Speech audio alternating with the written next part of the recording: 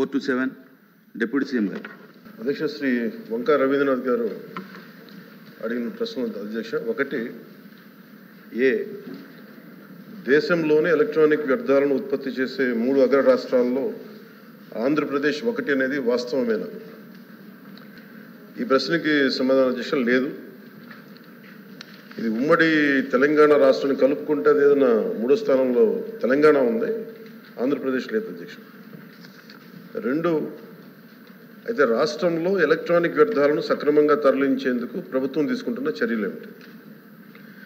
ఉత్పత్తిదారుల ద్వారా అందించబడిన దేశవ్యాప్త విక్రయాల డేటా ఆధారంగా జాతీయ స్థాయిలో ఎలక్ట్రానిక్ వ్యర్థాల ఉత్పత్తికి సెంట్రల్ పొల్యూషన్ కంట్రోల్ బోర్డు అంచనాల ప్రకారం ఆంధ్రప్రదేశ్ రాష్ట్రం 12వ స్థానంలో ఉందని పేర్కొనడం జరిగింది. దానికి అనుబంధంగా నకలు కూడా జత చేయడమైంది.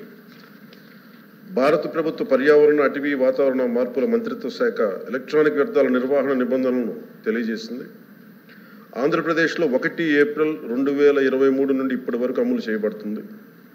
ప్రస్తుతం ఎలక్ట్రానిక్ వ్యర్థాలను తరలించడం, రీసైకిల్ మరియు శుభ్రం చేయడానికి ఆంధ్రప్రదేశ్ రాష్ట్రంలో 6 ఎలక్ట్రానిక్ వ్యర్థాల రీసైక్లర్స్ వ్యర్థాల సేకరణ కోసం నమోదయ్యాయి.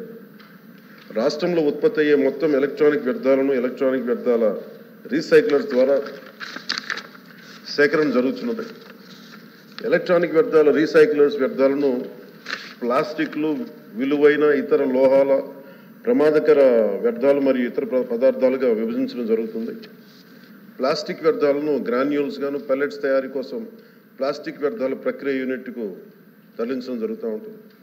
ప్రీ ప్రాసెసర్లు, కో ప్రాసెసర్లు, ట్రీట్మెంట్, స్టోరేజ్, ప్రమాదకరమైన వ్యర్థాలను తరలించే సౌకర్యం environment protection treatment, storage and disposable ఫెసిలిటీకి తరలించే సౌకర్యం అధ్యక్ష.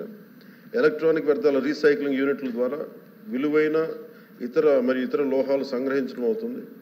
మరి ఇనర్ట్ మెటీరియల్ తరలించడానికి తదుపరి శాస్త్రీయ ట్రీట్మెంట్ కోసం TSDFకి అంటే ట్రీట్మెంట్, స్టోరేజ్, డిస్పోజల్ ఫెసిలిటీకి దీన్ని తరలించబడుతుంది. మరిన్ని వివరాలన్నీ అనుబంధంలో జత చేయండి.